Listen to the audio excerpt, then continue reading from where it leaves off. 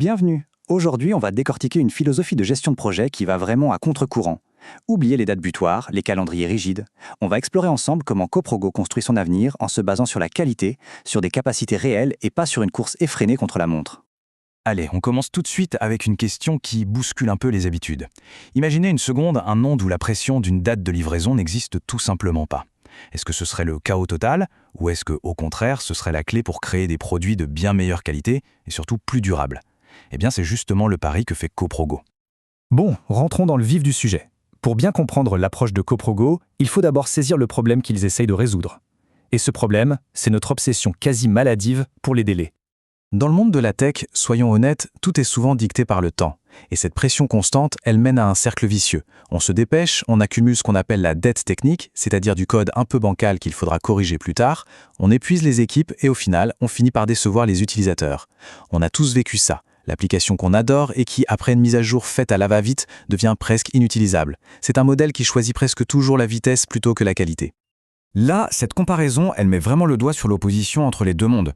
D'un côté, on a le modèle classique, la vitesse d'abord, des délais qui semblent parfois sortis d'un chapeau et une pression qui vient de l'extérieur. De l'autre côté, Coprogo propose un virage à 180 degrés. La priorité, c'est la qualité et la durabilité.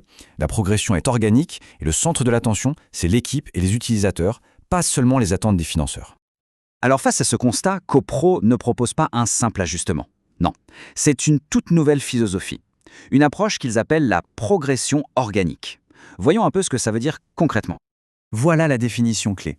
Une feuille de route basée sur la capacité. En fait, le principe est assez simple.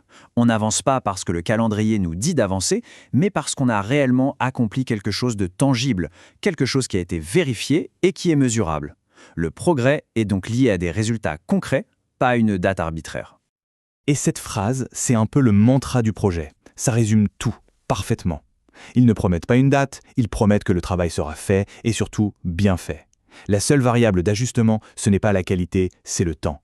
C'est une promesse de fiabilité, sans le stress permanent d'un compte à rebours. Passons maintenant à la pratique.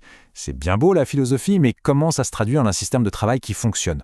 Comment est-ce qu'on mesure le progrès si on n'a plus de date pour se repérer? Le système repose sur ce qu'ils appellent des jalons. Chaque jalon, c'est un ensemble de capacités cohérentes. On commence par les fondations techniques, solides, puis on ajoute la couche sécurité, la conformité légale, et ainsi de suite.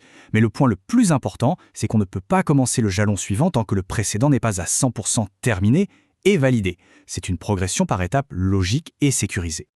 Et voici un exemple parfait de ce que veut dire condition mesurable. Le passage d'un jalon à l'autre, ce n'est pas une décision prise au hasard par l'équipe. C'est conditionné par une validation externe, objective. Ici, c'est clair. Pas de passage au jalon 3 sans le feu vert d'un expert comptable. La qualité et la conformité sont des portes d'entrée obligatoires, pas des options. Mais attention, le progrès n'est pas seulement technique. Il est aussi lié à des objectifs très concrets de croissance et d'impact.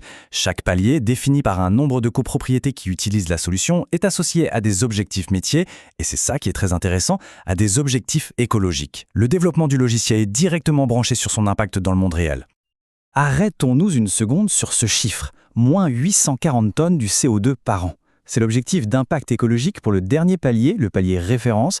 Ça montre bien que le succès du projet ne se mesure pas seulement en nombre d'utilisateurs ou de fonctionnalités, mais aussi en contribution positive et quantifiable pour la planète.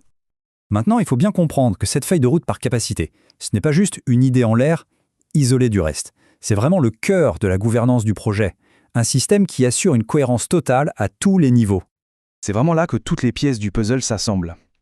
La progression par jalon, elle dicte le rythme de l'organisation elle-même. Par exemple, le statut légal du projet évolue, la création de l'association, elle est déclenchée par l'attente du jalon 3.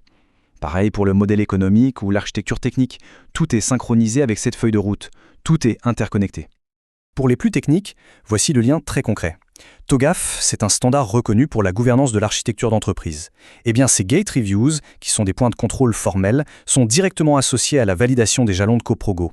La validation d'un jalon, ce n'est donc pas juste une validation produit, c'est aussi une validation architecturale formelle. Ça garantit une construction saine et maîtrisée de A à Z. Alors, au final, qu'est-ce qu'on doit retenir de toute cette approche? Quelle est la promesse ultime de ce modèle, basé non pas sur le temps, mais sur les capacités? En fait, les avantages sont partagés par tout le monde. Pour l'équipe, ça veut dire un environnement de travail plus sain qui est focalisé sur l'excellence technique. Pour les utilisateurs, ça veut dire recevoir des produits qui sont fiables, bien testés. Et enfin, pour les partenaires ou les financeurs, c'est la garantie d'un projet qui se construit sur des fondations solides, qui privilégie la durabilité plutôt que les annonces précipitées. C'est une vraie promesse de confiance. On va terminer avec cette pensée. Dans un monde qui est obsédé par la vitesse, Coprogo nous invite à considérer une autre voie. Et si, pour construire une technologie plus humaine, plus durable et de meilleure qualité, la ressource la plus précieuse n'était finalement pas la rapidité, mais bien la patience? C'est une question qui mérite qu'on y réfléchisse. Voilà pour cette analyse, merci de l'avoir suivie.